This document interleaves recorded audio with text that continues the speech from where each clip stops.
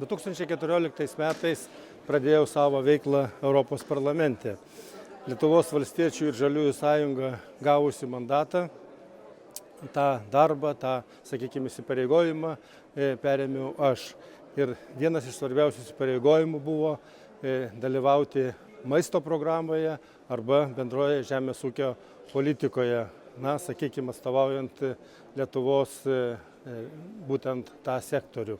Tai iš tikrųjų sritis, kuri labai svarbi ir iš tikrųjų nors ir bendroji žemės ūkio politika, bet skirtumų tuo metu buvo labai didelių tarp ES šalių, žinoma, ir Lietuvos skirtumas irgi Lietuvos nenaudai. Jeigu taip viena iš problemų, kurią pradėjau kelti Europos parlamente, tai būtent kodėl Lietuvos išmokos siekia tik tai 60% ES vidurkio, kai buvo pažadas, kad dar 2013 metais turi pasiekti vidurkį. Per tą visą laiką tai buvo prioritetinis klausimas, kurį nuolatos kėliau ir organizavau įvairias akcijas ir įvairius susitikimus. Ir žinoma, pavyko dalinai tą klausimą paspręsti ir šiam laikotarpiui, nustatyta, kad išmokos Lietuvos žemdirbiams siekia jau 80% ES vidurkio.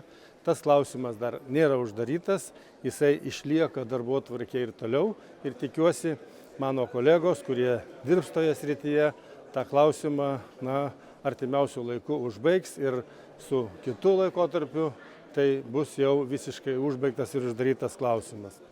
Kita sritis, kurią pakankamai neblogai žinojau Lietuvoje, tai būtent sanglaudos sritis arba gyvenimo skirtumų, sritis.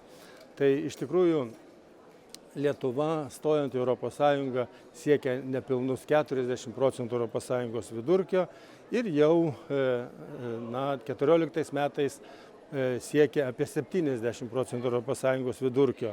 Bet skirtumų Lietuvos viduje buvo labai daug tarp įvairių apskričių, pavyzdžiui, Vilniaus apskritis ir Tauragės apskritis, Vilniaus apskritis ir Utenos apskritis. Skirtumai siekia net iki 3 kartų pagal ES rodiklius. Todėl rinkausi sanglaudos kryptį antrą, būtent regionų plėtros komitetą, kuriame dirbdamas galvojau, kągi galėčiau padaryti, kad Lietuvoje atsirastų mechanizmas skirtumus mažinti ir kad kuo mažesni būtų skirtumai ateityje, kad Lietuvos žmonės galėtų kiekviename regione, kiekvienoje savivaldoje gyventi panašiai kaip ir vidutiniai europiečiai. Tai būtent pirmas iš darbų, kurį inicijavau, tai Lietuvą padalinti į atskirus regionus. Tai buvo priimtas vyriausybės po to sprendimas, kad padalinti Lietuvą į sostinės ir vidurio vakarų Lietuvos regioną. Tai klausimas labai svarbus ir šiandieną, gaunant finansavimą, pagrindinis finansavimas tenka vidurio vakarų Lietuvai.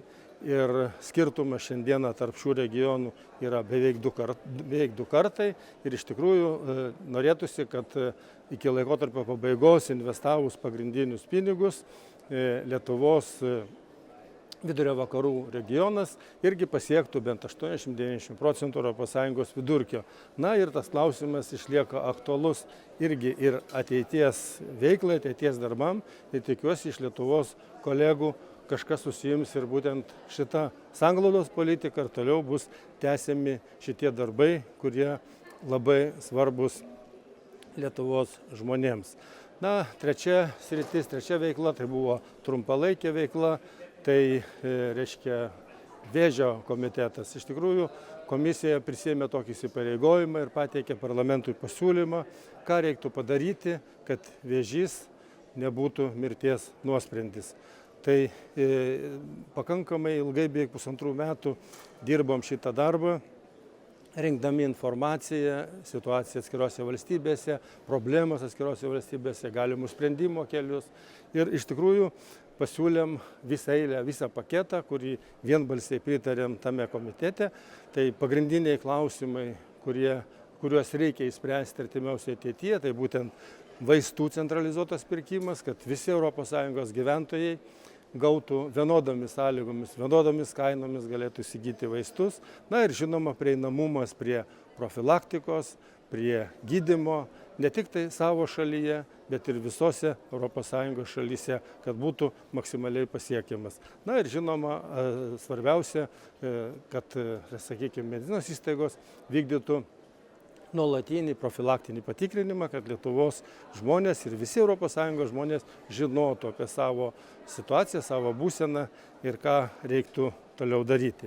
Sukūriau struktūrą, tai yra kiekvienoje Lietuvos apskrityje turėjau savo darbuotojus, turiu savo darbuotojus, padėjėjus, kurie man nuolatos teikia informaciją, kas vyksta jų, sakykime, krašte, dalyvauna įvairiuose renginiuose, teikia įvairias nominacijas ir padėkas. Na ir žinoma, turėdamas galimybės, aš irgi apsilankau vieną kitą kartą ir tuose regionuose.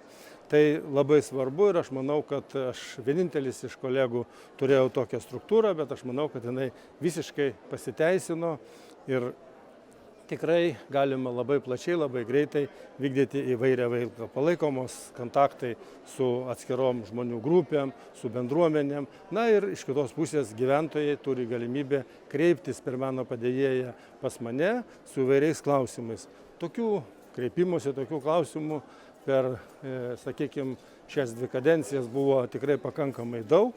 Na ir aš juos stengiausi visus perduoti į atitinkamas ar tai Lietuvos, ar tai ES institucijas. Paprastai tai Lietuvoje vyriausybė ir atskiros ministerijos ir ES tai pagrinde Europos komisija. Matydamas ir norėdamas greičiau padaryti įvairius sprendimus dėl išmokų suvienodinimo, dėl situacijos žemės ūkyje, dėl paramos įvairių krizių metu, na ir žinoma dėl, greitesnio sanglaudos politikos įgyvendinimo Lietuvoje arba regioninio skirtumo mažinimo, inicijavau ir padėjau organizuoti visą eilę peticijų Europos parlamentui. Taip pat teikėm 3 peticijas.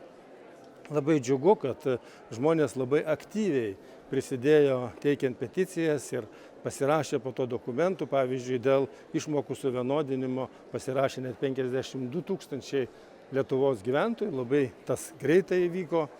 Sakykime, klausimas, kad neleisti vyriausybei atimti iš vidurio vakarų Lietuvos regioną beveik 320 milijonų. Irgi buvo suorganizuota peticija, kurią pasirašė labai greitai 500 gyventojų per praktiškai kelias dienas. Labai džiugu, kad pavyzdžiui Europos komisija neleido vyriausybei perkelti tų 320 milijonų iš vidurio ir vakarų Lietuvos regionų ir paliko tam regionui, tai praktiškai kiekviena savivaldybė gaus kažkur tai apie 5-6 milijonus papildomų pinigų vidurio ir vakarų Lietuvos regione ir galės įgyvendinti visą eilę priemonių, kurios reikalingos jų gyventojams. Pabaigai, žinoma, noriu padėkoti visiems. Tai yra savo komandai, kuri man padėjo dirbti tiek Briuselyje, tiek Strasbūre. Tai nuoširdus ačiū tiems darbuotojams, kurie stengiasi, kad mano veikla būtų matoma, mano veikla būtų, sakykime, turėtų savo tikslą ir iš tikrųjų tas tikslas būtų maksimaliai greičiau pasiekiamas. Na ir taip pat labai dėkingas esu visai Lietuvos padėjėjų komandai, pradedant vadovę gerbiamą Rūtą ir visais kitais, kurie dirbo apskrityse.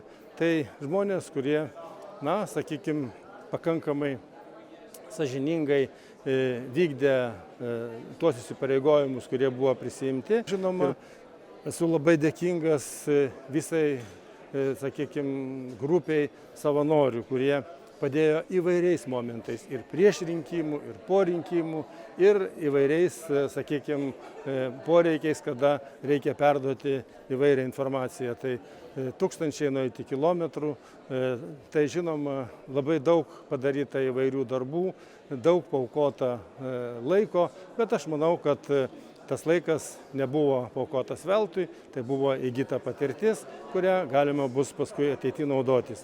Na ir žinoma, labai dėkingas visai eilė organizacijų, kurios mane kvietė, su kuriomis bendradarbiavom, tiek visuomeninių organizacijų, tiek, sakykime, verslo organizacijų, savivaldybių asociacija, įvairios, sakykime, bočių draugija, Trečio amžiaus universitetai, su kuriais nuolatos palaikiau ryšį ir pagal tai jų poreikius stengiausi nuvykti ir susitikti ir atsakyti į jiems rūpimus klausimus. Taigi, mano kadencija eina į pabaigą, įgijau labai vertingos patirties, kartu su jumis, manau, ir jūs įgavot. Labai nuoširdžiai dėkoju žmonėms, kurie mane palaikė anksčiau, kurie palaikė per dabartinius rinkimus.